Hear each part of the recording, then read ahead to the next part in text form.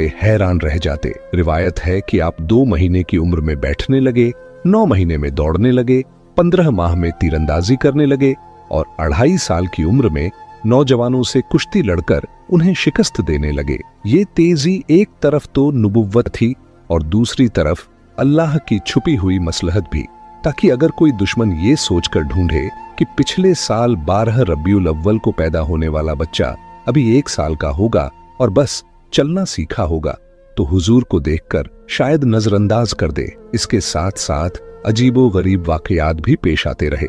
न जनाब आमिना को कोई तकलीफ होती, न जनाब हलीमा को, और न ही दादा हजरत अब्दुल मुत्तलिब को।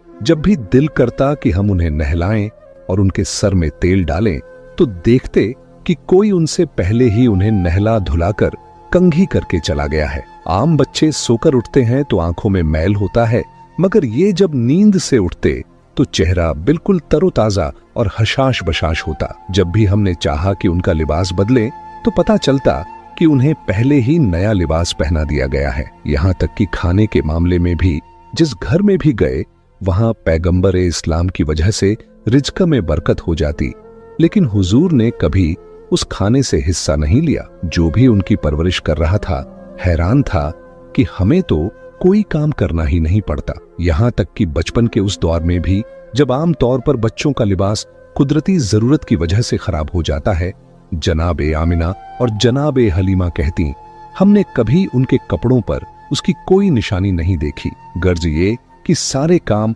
परवरदिगार आलम की मसलहत से खुद ब खुद पूरे हो रहे थे।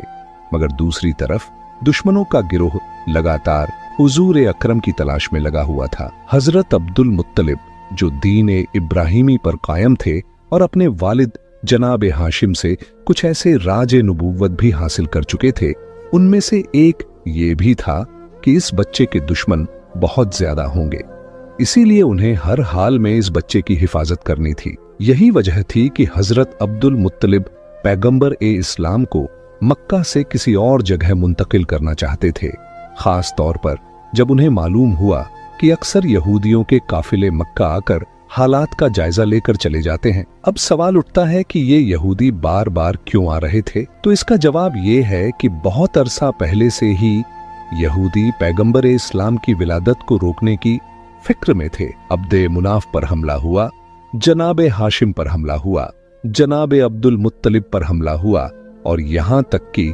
जनाब अब्दुल्लाह पर भी हमला हुआ। रिवायत में आता है कि जब जनाब अब्दुल्लाह की जवानी का जमाना आया तो यहूदियों की सारी साजिशों का मरकज यही था कि किस